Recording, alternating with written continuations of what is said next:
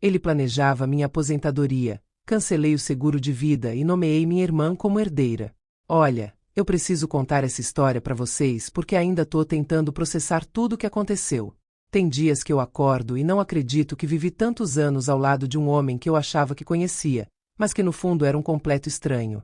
Vocês vão entender o que eu tô dizendo quando eu terminar de contar. E aviso desde já, essa história é longa, porque minha vida com esse homem foi longa, e os detalhes importam. Cada pequeno sinal que eu ignorei, cada momento que eu deveria ter prestado atenção, cada decisão que tomei por confiança cega, tudo isso faz parte do que me trouxe até aqui. Meu nome é Helena, tenho 68 anos, e durante 42 anos fui casada com Maurício. 42 anos. Gente, mais da metade da minha vida dividida com esse homem. Para vocês terem uma ideia, eu me casei com 26 anos, ainda nova, cheia de sonhos e expectativas sobre o que seria meu casamento. Ele tinha 28, já era formado em contabilidade, tinha um emprego estável, parecia o partido perfeito. Minha mãe adorava ele, meu pai aprovava, todo mundo dizia que eu tinha dado sorte de achar um homem tão responsável e trabalhador. Nos primeiros anos, foi bom. Não vou mentir e dizer que foi sempre ruim, porque não foi. A gente construiu uma família juntos, criamos 3 filhos maravilhosos, o Tiago, que hoje tem 39 anos, a Júlia com 36, e o mais novo, o Lucas, com 32. Vi cada um deles nascer, crescer, se formar, construir suas próprias vidas. Foram anos de correria, de fraldas, de reuniões escolares, de festas de aniversário. Anos em que eu mal tinha tempo para pensar em mim mesma, porque toda a minha energia ia para a família. Eu trabalhava como professora, vocês sabem como é essa profissão. Chegar cedo na escola, lidar com 30 crianças na sala de aula, corrigir provas até tarde da noite, planejar aulas nos finais de semana. E quando chegava em casa, tinha segunda jornada, cozinhar, limpar, cuidar dos filhos, ajudar com lição de casa. O Maurício sempre trabalhou também, claro, mas ele tinha aquela visão tradicional de que trabalho doméstico era responsabilidade da mulher. Ele chegava em casa, lia jornal, via televisão, jantava e ia dormir. Eu ficava lá, lavando louça, preparando as coisas para o dia seguinte, verificando se as crianças tinham escovado os dentes. Mas eu não reclamava muito, sabe? Era assim que todo mundo vivia. As minhas amigas casadas tinham a mesma rotina. A gente se reunia nos intervalos da escola e todas contavam histórias parecidas. Maridos que não ajudavam em casa, que achavam que trabalho doméstico não era trabalho de verdade, que diziam estar cansados quando pedíamos ajuda. A gente ria dessas histórias, como se fosse normal, como se fosse até engraçado. Hoje eu vejo como a gente se conformava com tão pouco, como a gente normalizava esse desequilíbrio. A questão das finanças sempre foi território do Maurício. Desde o começo ele deixou claro que entendia de dinheiro, que eu não precisava me preocupar com isso. No início eu até tentei participar. Lembro que nas primeiras semanas de casado eu perguntava sobre as contas, sobre quanto a gente gastava, sobre onde ia o dinheiro. Mas ele tinha um jeito de me fazer sentir burra quando eu perguntava essas coisas. Ele suspirava, pegava os papéis, começava a explicar com aquele tom de professor dando aula para aluno lento. Falava de juros compostos, de rendimentos, de aplicações financeiras, usando termos técnicos que ele sabia que eu não entendia. Depois de algumas tentativas frustradas de entender, eu desisti. Passei a assinar onde ele pedia, a aceitar o que ele dizia sobre nosso dinheiro. Ele me dava uma quantia mensal para comprar comida e coisas da casa, e aquilo tinha que dar. Se faltasse dinheiro no fim do mês, ele ficava bravo, dizia que eu não sabia administrar, que eu gastava demais. Então eu comecei a fazer malabarismo, a economizar onde dava, às vezes tirar do meu próprio salário para complementar quando precisava. E olha que meu salário de professora nunca foi grande coisa, mas era meu, eu tinha trabalhado para ganhar aquilo. Com o tempo, percebi que meu salário ia direto para a conta conjunta que só ele movimentava. Eu via o dinheiro entrar, mas não via direito onde ele saía. O Maurício dizia que era tudo para despesas da casa, para o futuro dos meninos, para nossa segurança.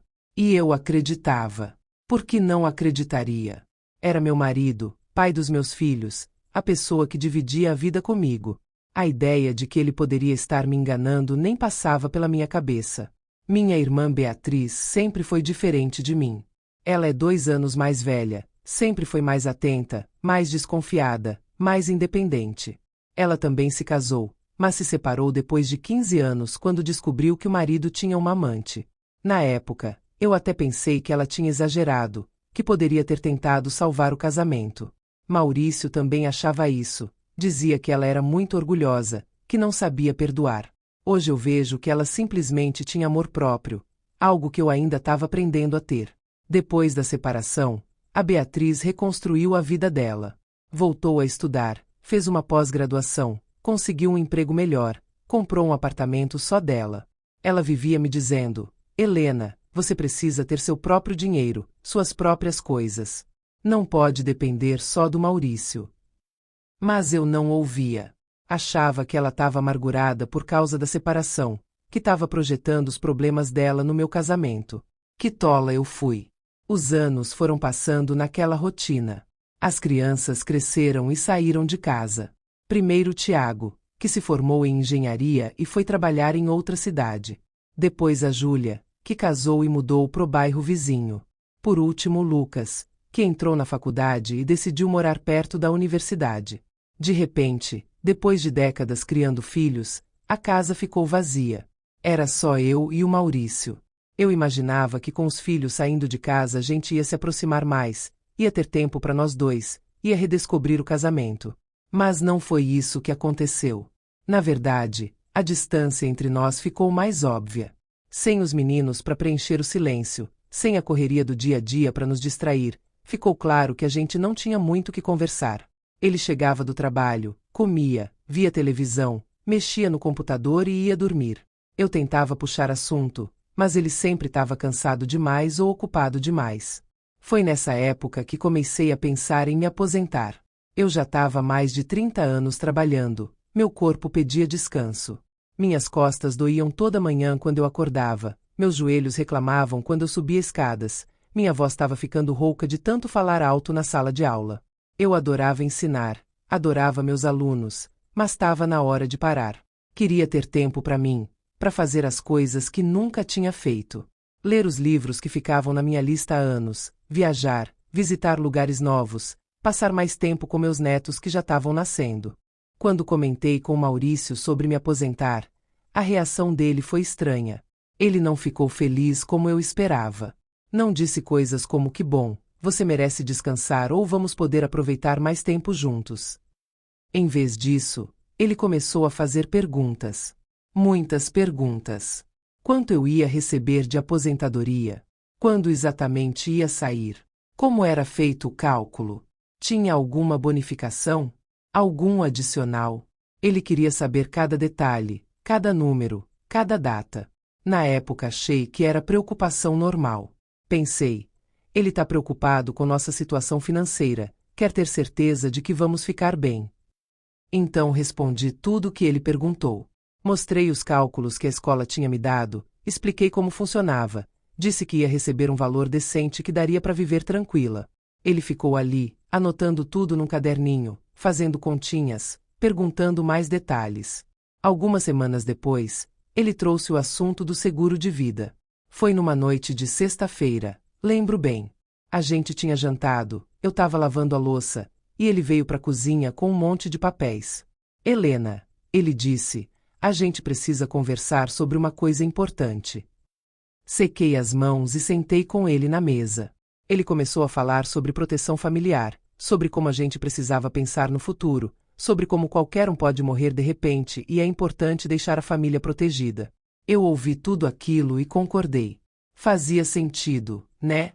A gente já estava ficando mais velho, era prudente pensar nessas coisas. Ele disse que tinha pesquisado bastante, que tinha encontrado um seguro muito bom, que cobria tudo o que a gente precisava. Mostrou os papéis, explicou as cláusulas, ou pelo menos fingiu explicar, porque falou tão rápido e usou tantos termos técnicos que eu não entendi quase nada. Mas confiei. Sempre confiei nele para essas coisas.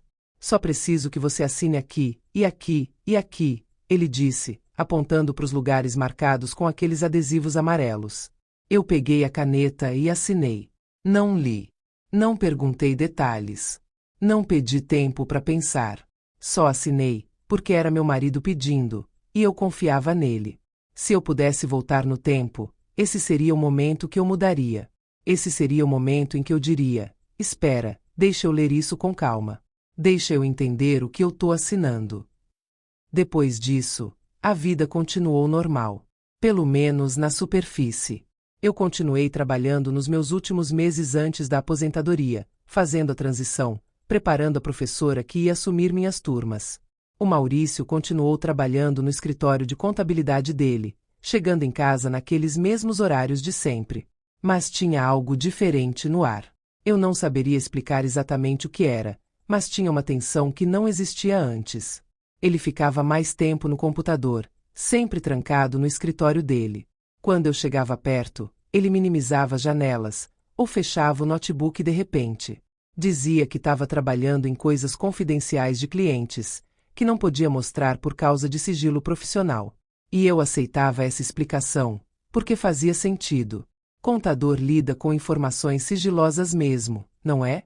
Mas alguma coisa no meu instinto dizia que tinha mais coisa ali.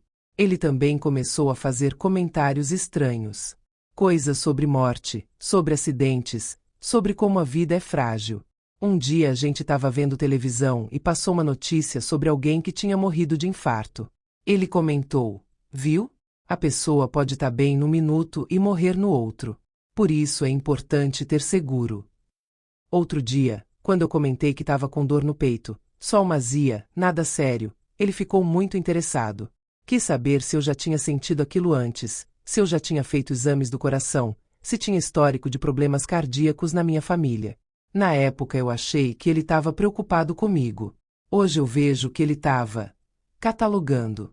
Ele estava reunindo informações sobre minha saúde, sobre meus riscos, sobre quanto tempo eu provavelmente ainda viveria. E o pior é que eu mesma dei essas informações a ele, feliz por pensar que ele se importava. Foi a Beatriz quem primeiro levantou a bandeira vermelha. Ela tinha vindo me visitar num domingo, e o Maurício tinha saído para resolver umas coisas, algo que ele fazia cada vez mais, sempre tinha que resolver umas coisas, sempre tinha que ir em algum lugar. Nós ficamos conversando na cozinha, tomando café, matando a saudade. Eu contei para ela sobre a aposentadoria que estava chegando, sobre como eu estava ansiosa e empolgada ao mesmo tempo. E aquele seguro de vida que vocês fizeram? Ela perguntou de repente. Eu fiquei surpresa que ela soubesse. Como você sabe disso? Ela deu de ombros. O Maurício comentou comigo outro dia, quando eu liguei e você não estava. Disse que tinham feito um seguro bem completo. Eu confirmei que sim, que ele tinha cuidado de tudo. E foi aí que ela fez a pergunta que mudou tudo. Você sabe quanto vale esse seguro? Eu parei com a xícara no ar, não sei exatamente. Admiti. O Maurício que cuidou de tudo. A expressão dela mudou completamente. Ela colocou a xícara na mesa com um pouco mais de força do que o necessário. Helena, ela disse, e eu reconheci aquele tom. Era o tom que ela usava quando estava prestes a me dar um sermão. Você assinou um seguro sem saber o valor. Mas ele explicou tudo. Eu tentei me defender. Era para proteção da família. Ela balançou a cabeça. E quem são os beneficiários? Os meninos. Eu fiquei em silêncio. Porque a verdade é que eu não sabia. Eu tinha simplesmente assumido que eram nossos filhos, mas eu não tinha verificado. Não tinha lido aquela parte do contrato. Não tinha perguntado especificamente. Helena, a Beatriz pegou minhas mãos, olhando nos meus olhos. Você precisa ver esses documentos. Você precisa saber exatamente o que você assinou. Não é normal o marido esconder essas coisas da esposa. Não é normal você não saber quanto vale um seguro que tem seu nome. Eu tentei rir, tentei fazer pouco caso. Você tá exagerando, o Maurício não ia me esconder nada. Mas mesmo dizendo isso, eu senti um friozinho na barriga. Aquela sensação de que talvez ela tivesse razão. Depois que ela foi embora, eu fiquei inquieta. Comecei a prestar mais atenção nas coisas. Nos comportamentos do Maurício, nas conversas dele ao telefone, no tempo que ele passava trancado no escritório. E quanto mais eu observava, mais coisas estranhas eu notava. Como ele sempre mudava de assunto quando eu perguntava sobre finanças. Como ele ficava irritado quando eu sugeria que a gente fizesse alguma coisa juntos, mas ao mesmo tempo fazia planos sozinho sem me contar. Uma noite, ele tinha uma reunião de trabalho que ia demorar. Ele saiu logo depois do jantar, dizendo que só voltaria tarde. Assim que ouvi o carro dele sair da garagem, fui direto pro escritório dele. Meu coração estava batendo tão forte que eu achei que ia sair pela boca. Me sentia uma criminosa, uma intrusa na minha própria casa. Mas ao mesmo tempo, sentia que precisava fazer aquilo. Precisava saber. O escritório dele sempre foi um território proibido. Ele deixava claro que era o espaço de trabalho dele, que eu não deveria mexer em nada ali. Dizia que tinha documentos importantes de clientes, que qualquer coisa fora do lugar poderia ser um problema. Então eu nunca entrava. Até aquela noite. Abri a porta devagar, como se alguém pudesse me pegar, mesmo sabendo que eu estava sozinha em casa. A sala cheirava a ele, aquela mistura de colônia e papel. Tinha uma mesa grande de madeira, cheia de pastas organizadas, um computador desktop desligado, uma estante com livros de contabilidade e direito. Tudo muito arrumado, muito metódico. Típico do Maurício. Comecei a procurar nas gavetas, tentando não desarrumar nada, tentando memorizar onde cada coisa estava para poder deixar tudo exatamente como encontrei. Na terceira gaveta que abri, encontrei uma pasta marcada como pessoal.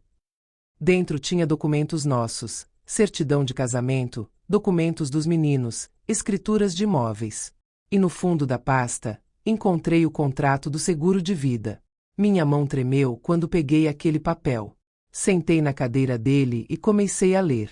E foi quando eu vi o valor. O valor absurdo, muito maior do que qualquer pessoa normal contrataria. Era o equivalente a décadas do meu salário. Um valor que mudaria completamente a situação financeira de quem recebesse.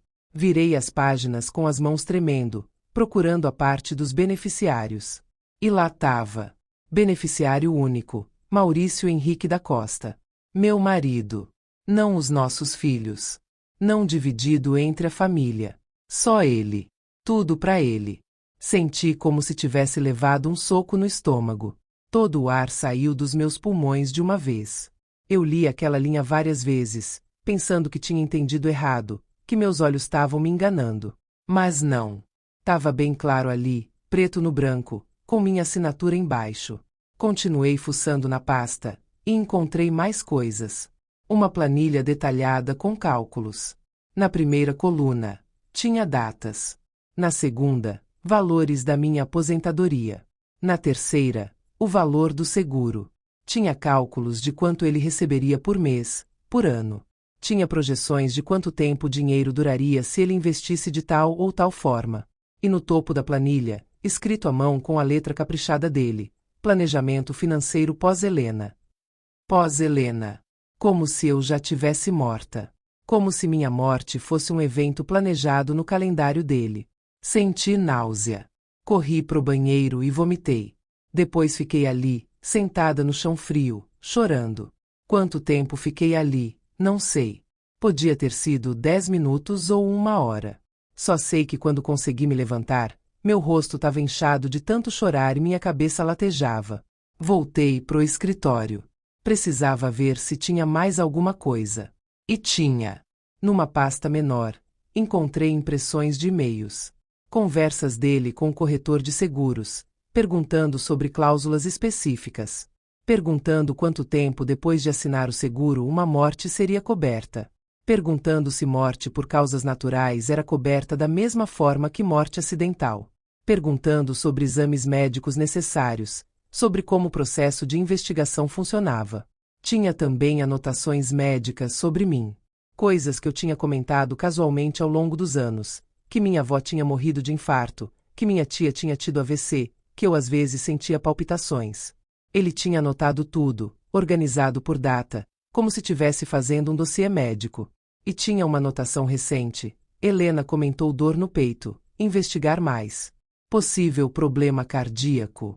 Peguei meu celular e comecei a fotografar tudo. Cada documento, cada planilha, cada anotação, cada e-mail.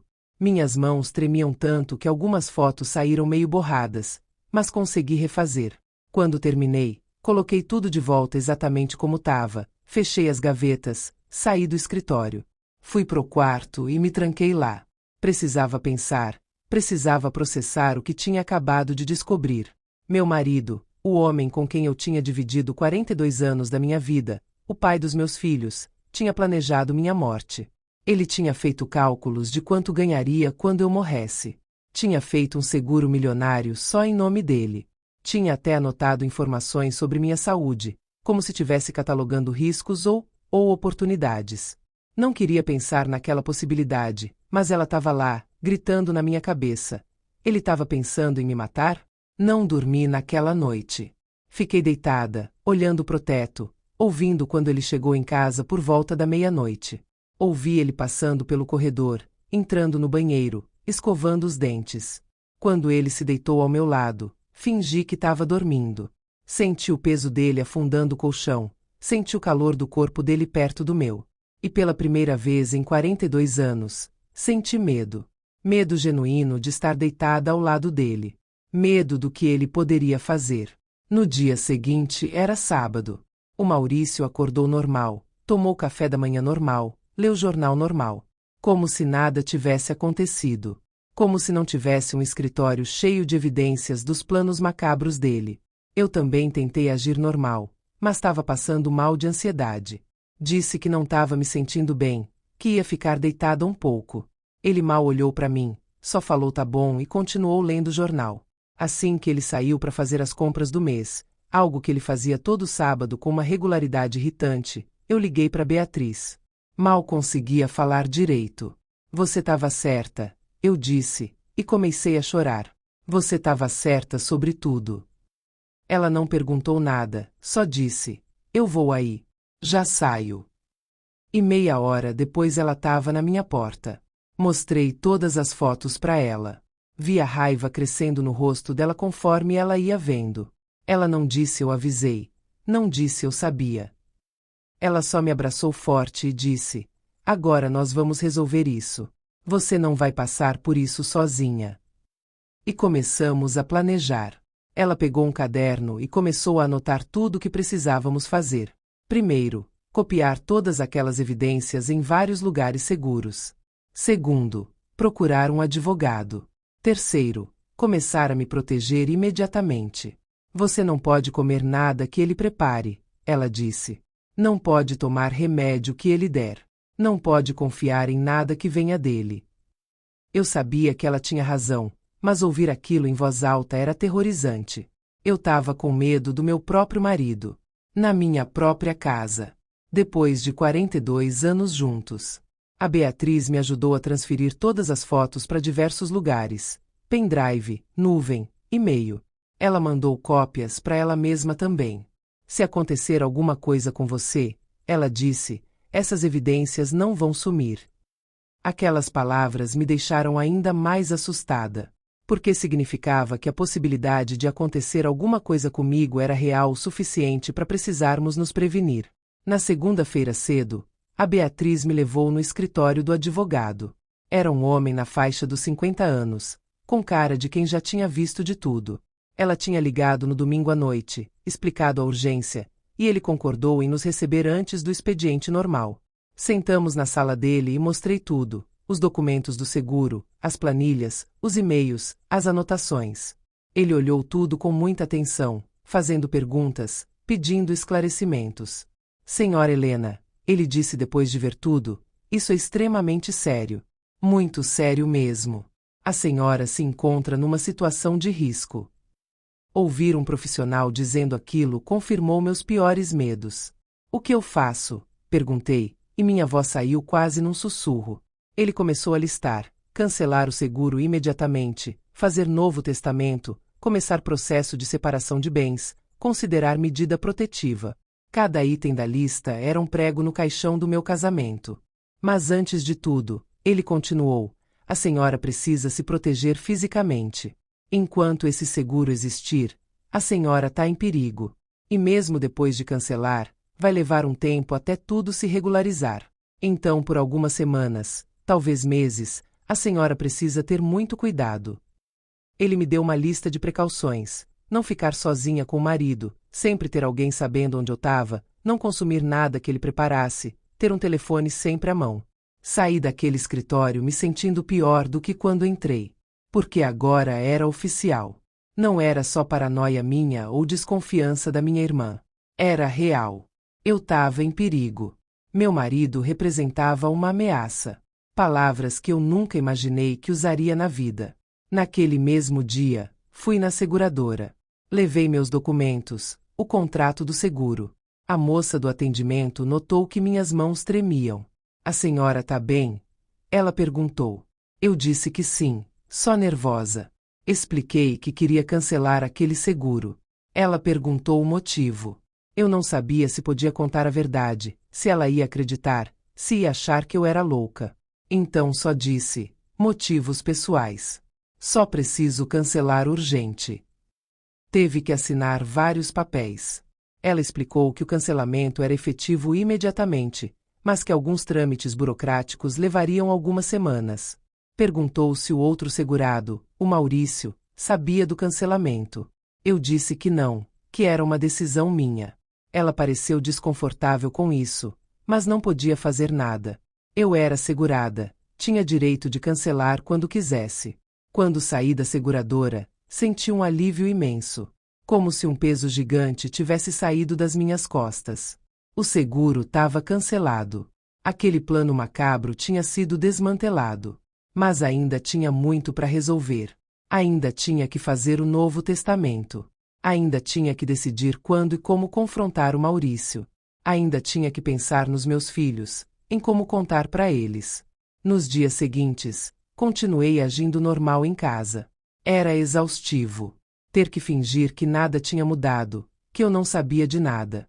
Mas o advogado tinha me aconselhado a manter segredo até ter tudo organizado. Enquanto isso, fui no cartório fazer Novo Testamento. Deixei tudo muito claro. Meus bens seriam divididos entre meus 3 filhos, com a Beatriz como inventariante. O Maurício não herdaria nada além do que a lei obrigava. Metade dos bens do casamento, adquiridos durante nosso matrimônio. A Beatriz praticamente se mudou para minha casa. Ela dormia no quarto de hóspedes. Dizia que estava fazendo uma reforma no apartamento dela e precisava ficar uns dias comigo. O Maurício não gostou muito, eu via pela cara dele, mas não podia reclamar abertamente. Minha irmã ficava sempre por perto. Cozinhava para mim, preparava meu café, checava meus remédios. Era minha guarda-costas, minha protetora. Uma noite, o Maurício insistiu em fazer o jantar. Disse que estava cansado de comer a comida da Beatriz, que queria fazer aquele prato que eu sempre gostava. Algo dentro de mim gelou. Lembrei das anotações dele, das perguntas sobre como morte por causas naturais era investigada. Que gentil, eu disse, mas já comi um lanche no fim da tarde, tô sem fome. Ele insistiu. Eu continuei recusando. A Beatriz percebeu a tensão e disse que também não ia comer, que tinha comido muito no almoço. Ele ficou irritado. Vocês duas estão muito esquisitas, ele disse. Fazem muito segredo, ficam cochichando pelos cantos. Meu coração disparou. Será que ele desconfiava? Será que sabia que eu tinha descoberto? Segredo nenhum, eu disse, tentando manter a voz firme. É só saudade de irmã. Ele me olhou com aqueles olhos que eu já não reconhecia mais. Tinha algo naquele olhar que me deixava com medo. Foi então que decidi que tinha que confrontá-lo. Não dava mais para continuar vivendo assim, com aquele medo constante, com aquela tensão no ar. Já tinha cancelado o seguro, já tinha feito o Novo Testamento, já tinha guardado todas as evidências. Era a hora. Marquei com o advogado para uma sexta-feira à tarde. Ele ia estar presente também, caso Maurício ficasse violento ou tentasse algo. Naquela sexta de manhã, avisei o Maurício que precisávamos conversar à tarde, que era importante. Ele perguntou sobre o quê? À tarde. Eu repeti. Vi o desconforto no rosto dele, mas ele não insistiu. Passou o dia no escritório dele, trancado como sempre. Eu passei o dia nervosa, ensaiando o que ia dizer, como ia começar aquela conversa. Às 15h, a Beatriz chegou com o advogado. O Maurício saiu do escritório quando ouviu o movimento. O que está acontecendo aqui?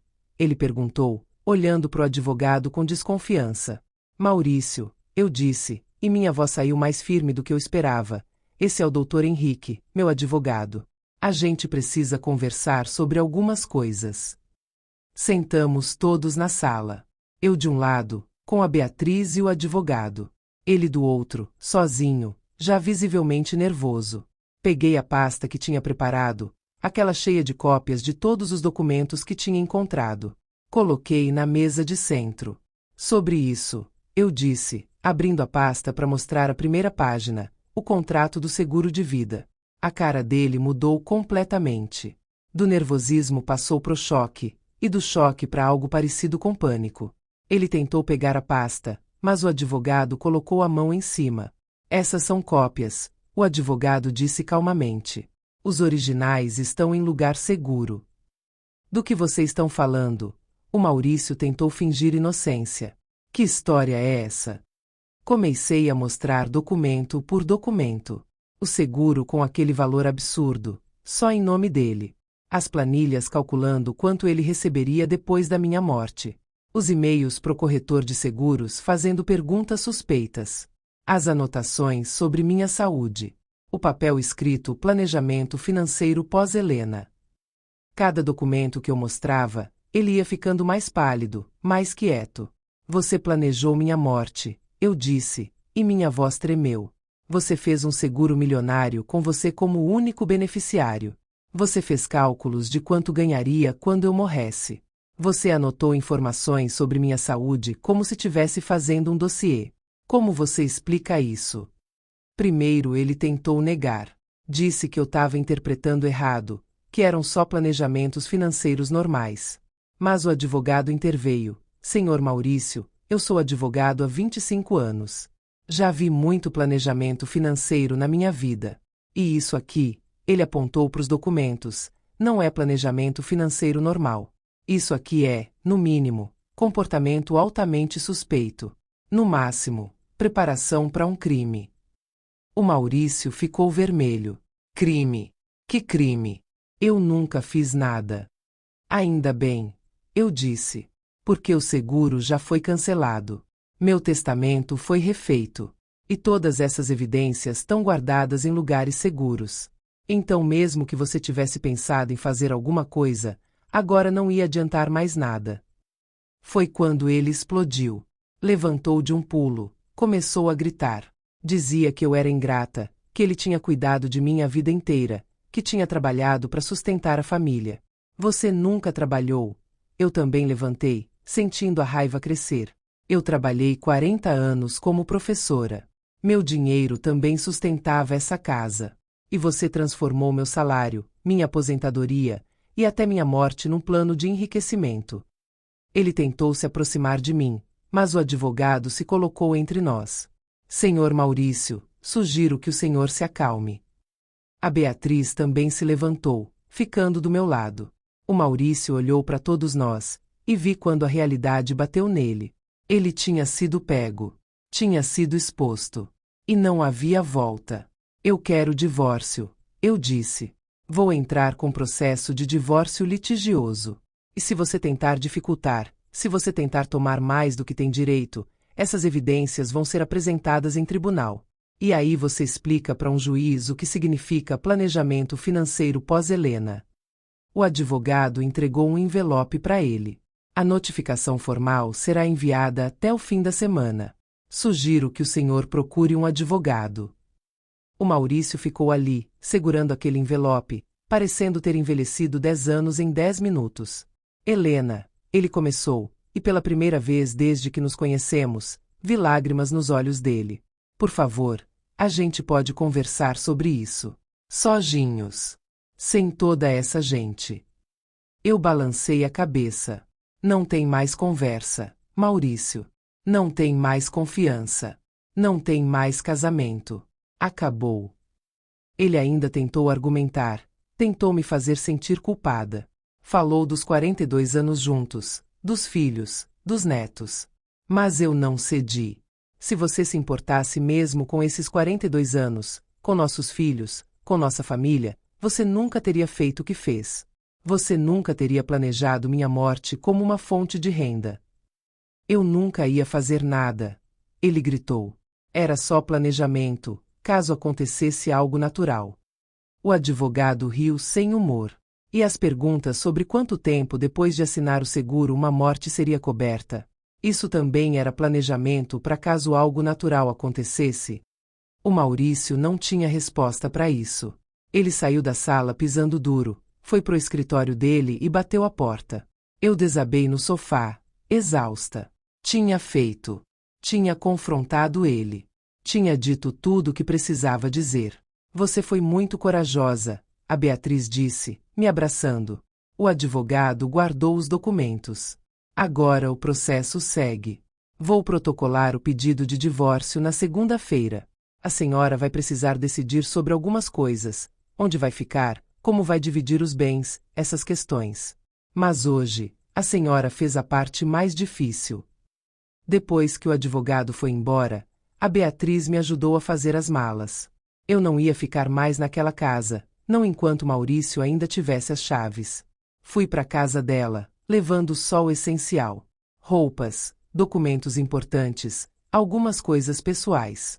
Deixei para trás 42 anos de história, de memórias, de vida compartilhada. Foi doloroso. Mesmo sabendo o que ele tinha feito, mesmo sabendo que eu tinha que sair, foi doloroso deixar aquela casa. Os meses seguintes foram os mais difíceis da minha vida. O processo de divórcio foi longo, complicado, desgastante. O Maurício contestou tudo. Queria ficar com mais da metade dos bens, alegava que tinha contribuído mais pro casamento, que eu tinha abandonado o lar conjugal. Seu advogado tentou usar tudo contra mim. Mas nós tínhamos as evidências. E quando aqueles documentos foram apresentados em tribunal, a situação dele ficou muito complicada. A juíza que pegou nosso caso era uma mulher na faixa dos 60 anos. Quando ela leu as planilhas, quando viu as anotações, quando ouviu a história toda, percebi que ela entendeu. Ela entendeu o que aquele homem tinha planejado. E suas decisões refletiram isso. Ela determinou que a divisão de bens seria justa, metade para cada um, como manda a lei. Mas também deixou claro nas entrelinhas que o comportamento dele era reprovável. Contar para os meus filhos foi terrível. Eu tinha adiado aquela conversa o máximo que pude, mas chegou uma hora que eles precisavam saber. Reuni os três num domingo na casa da Beatriz. Eles vieram preocupados, sabiam que tinha acontecido algo sério. Quando mostrei os documentos, quando expliquei tudo, a reação deles foi de choque total. O Tiago ficou vermelho de raiva. A Júlia começou a chorar. O Lucas ficou quieto, processando tudo, e depois saiu para caminhar. Como ele pôde fazer isso com você? A Júlia perguntou entre soluços. Com a mãe dele. Não era mãe dele, eu queria corrigir, era mãe dos filhos dele. Mas entendi o que ela quis dizer. Como alguém faz isso com a pessoa que criou seus filhos, que dividiu sua vida por décadas? Eu não sei, respondi honestamente. Acho que nunca vou entender completamente. Eles tentaram conversar com o pai, mas ele negou tudo. Disse que eu tinha entendido errado, que eu estava distorcendo as coisas. Mas os meninos não eram tolos. Eles tinham visto as evidências. Tinham lido os e-mails, as planilhas, as anotações. Eles sabiam que aquilo não podia ser interpretado de outra forma. O relacionamento deles com o pai ficou estremecido depois disso. Eles ainda falavam com ele, mas a confiança tinha sido quebrada. O divórcio finalmente saiu quase um ano depois que eu tinha confrontado Maurício. Um ano inteiro de idas e vindas em tribunal, de audiências, de discussões sobre cada móvel, cada conta bancária, cada centavo. No final, ficou decidido. Eu fiquei com a casa onde a gente tinha morado. Afinal, eu precisava de um lugar para viver e tinha direito a isso. Ele ficou com o apartamento de investimento que tínhamos comprado anos atrás. As economias foram divididas ao meio. As economias que eram substanciais, graças ao meu trabalho também, ao meu salário que foi durante anos depositado naquela conta conjunta. Quando voltei para casa depois que o divórcio saiu, foi estranho. Era a mesma casa onde eu tinha morado por 40 anos, mas parecia diferente. Vazia. Silenciosa. Todas as coisas dele tinham sido retiradas, as roupas, os livros, os objetos pessoais. Ficaram só minhas coisas e os móveis. Andei pelos cômodos, lembrando. Ali era onde o Tiago tinha dado seus primeiros passos. Ali era onde a Júlia tinha feito aquela festa de 15 anos. Ali era onde o Lucas costumava fazer lição de casa. Mas também era a casa onde eu tinha descoberto aqueles documentos terríveis. Onde eu tinha vivido com medo por semanas. Onde eu tinha fingido normalidade enquanto planejava minha saída. Decidi que ia fazer aquela casa ficar minha de verdade. Ia redecorar, ia mudar as coisas de lugar, ia criar novos começos em cada cômodo. A terapia ajudou muito. No começo, eu tinha resistido à ideia. Terapia era pra gente com problemas graves, eu pensava. Mas a Beatriz insistiu, disse que eu tinha passado por um trauma, que precisava processar tudo. E ela tinha razão. Nas sessões, eu falava sobre a traição, sobre o medo que tinha sentido, sobre a dificuldade de confiar em alguém depois disso. A terapeuta me ajudou a ver padrões que eu não tinha percebido antes. Como Maurício tinha gradualmente me isolado das decisões financeiras, como ele tinha construído uma situação de dependência, como ele tinha usado minha confiança contra mim. Ela também me ajudou a entender que eu não tinha culpa, que confiar no marido não era fraqueza ou ingenuidade, que qualquer pessoa no meu lugar teria feito o mesmo. O problema não era eu ter confiado. O problema era ele ter abusado dessa confiança de forma tão horrível. Isso me ajudou muito. Porque eu tinha passado meses me culpando, me perguntando como eu tinha sido tão cega, tão burra. Mas eu não tinha sido burra. Eu tinha sido humana. Tinha confiado em quem deveria poder confiar. Minha aposentadoria finalmente saiu. Aquela aposentadoria que o Maurício tinha usado como base para seus cálculos macabros. Agora o dinheiro era só meu. Abri uma conta nova, só minha, e pedi para depositarem lá. Comecei a aprender sobre finanças. Comprei livros, assisti vídeos, conversei com a Beatriz que sempre foi boa com essas coisas. Descobri que não era tão complicado quanto eu pensava. Eu tinha capacidade de entender, de gerenciar meu próprio dinheiro. Só nunca tinha tentado porque o Maurício sempre me fez acreditar que eu não conseguiria. Conheci outras mulheres que tinham passado por situações parecidas. Numa das sessões de terapia em grupo que comecei a frequentar, descobri que minha história não era tão única quanto eu pensava. Tinha outras mulheres ali que tinham descoberto maridos planejando heranças, fazendo seguros suspeitos, criando situações perigosas. Era ao mesmo tempo reconfortante saber que eu não estava sozinha, e aterrorizante perceber o quão comum esse tipo de coisa era. Comecei a refazer minha vida aos poucos. Voltei a ter hobbies que tinha abandonado. Entrei num clube de leitura. Comecei a fazer aulas de pintura. Viajei com a Beatriz. Passamos 2 semanas conhecendo lugares que eu sempre quis conhecer. Cada viagem, cada novo lugar, era uma celebração. Uma celebração de estar viva, de ter sobrevivido, de ter sido mais esperta que os planos dele. Hoje, 2 anos depois de tudo isso, posso dizer que tô bem. Não tô completamente curada. Acho que nunca vou estar completamente. Ainda tenho pesadelos às vezes. Ainda fico nervosa quando penso em como as coisas poderiam ter terminado diferente. Mas tô bem. Tô vivendo minha vida, do meu jeito, nos meus termos. E isso é muito mais do que eu tinha antes, quando estava presa naquele casamento onde eu era vista como um investimento ambulante. Então essa é minha história completa. Porque eu quis contar tudo isso para vocês. Porque acho importante. Importante que outras pessoas saibam que isso acontece. Que saibam os sinais. Que saibam que não é paranoia prestar atenção em coisas estranhas. Que saibam que nunca é tarde para se proteger, para investigar, para tomar as rédeas da própria vida. Se você está lendo isso e alguma coisa na sua vida não está cheirando bem, preste atenção. Se seu parceiro é muito secreto com finanças, se ele faz planos que não incluem você, se ele tem comportamentos que não fazem sentido, investigue. Não tenha medo de ser chamada de paranoica ou desconfiada. Melhor ser cuidadosa e estar errada do que ser ingênua e acabar numa situação perigosa. E mais importante, mantenha sempre um mínimo de autonomia. Tenha sua própria conta bancária. Saiba onde está seu dinheiro e para onde ele vai. Leia tudo antes de assinar. Faça seu próprio testamento.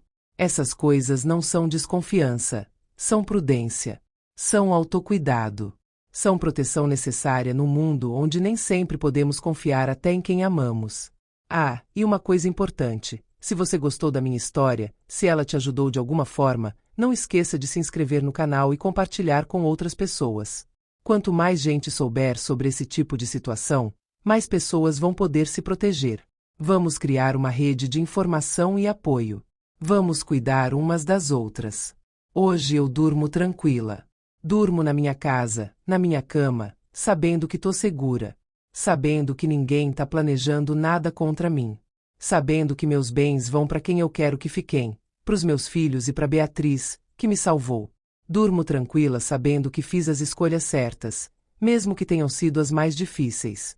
E vocês sabem qual foi a melhor parte de tudo isso? Não foi o dinheiro que salvei. Não foi a casa que fiquei. Foi descobrir quem eu realmente sou.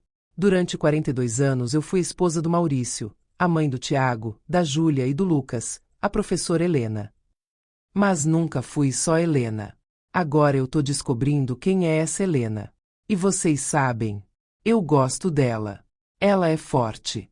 Ela é corajosa. Ela é resiliente. Ela sobreviveu. Às vezes as pessoas me perguntam se eu me arrependo do casamento, se eu acho que desperdicei 42 anos. E olha, é complicado.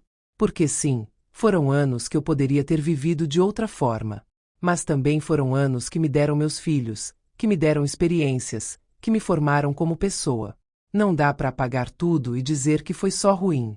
Foi complexo, como a vida é. O que eu posso dizer com certeza é que não desperdicei os últimos 2 anos. Esses foram anos de reconstrução, de descoberta, de crescimento. Aprendi mais sobre mim mesma nesses 2 anos do que em décadas anteriores. Aprendi que sou mais forte do que pensava. Aprendi que nunca é tarde para recomeçar. Aprendi que a idade é só um número. O que importa é ter coragem de fazer o que precisa ser feito. Então aqui vai meu conselho final para vocês. Vivam a vida de vocês. Não vivam a vida que alguém planejou para vocês. Não sejam apenas coadjuvantes na história de outra pessoa. Sejam protagonistas da própria vida. Tomem decisões. Façam escolhas.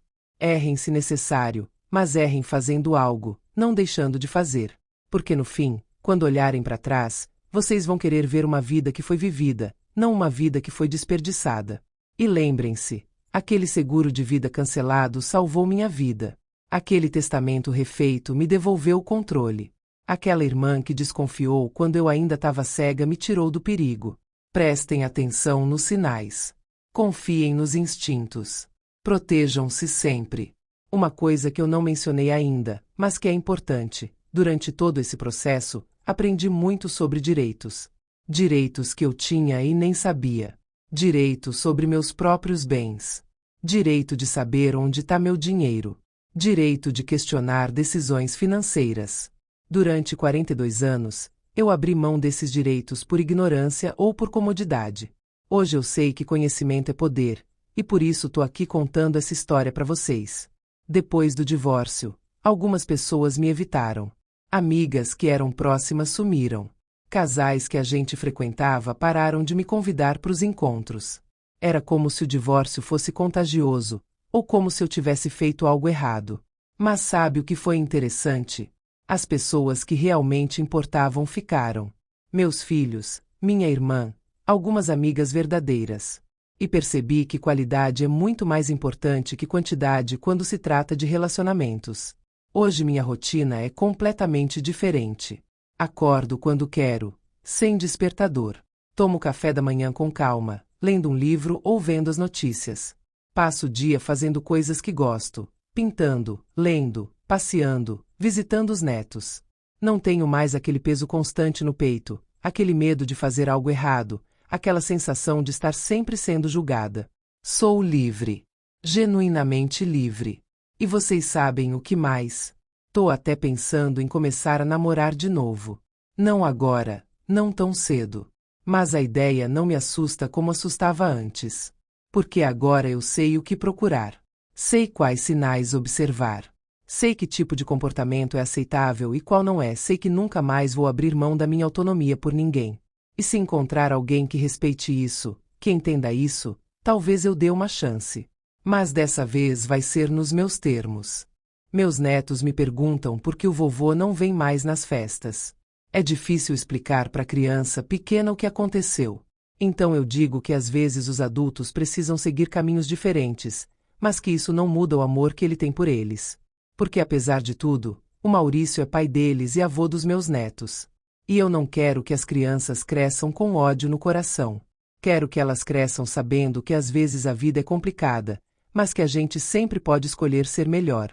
Então, para terminar mesmo agora, quero deixar uma mensagem especial para cada pessoa que está lendo isso. Se você é jovem, aprenda desde cedo a cuidar das suas finanças, a ser independente, a não depender de ninguém completamente. Se você é de meia idade, nunca é tarde para aprender, para mudar, para tomar controle da sua vida. E se você é da minha idade ou mais, a gente ainda tem muita vida pela frente. Não desperdicem o tempo que resta aceitando situações ruins só porque já investiram muito tempo nelas. Se inscrevam no canal, compartilhem esse vídeo, salvem na lista de reprodução. Essa história precisa chegar em mais pessoas. Precisa servir de alerta, de inspiração, de exemplo de que é possível sim sobreviver, reconstruir e ser feliz depois de uma traição tão profunda. Um abraço forte de quem sobreviveu e tá aqui para contar. Helena. Até a próxima história.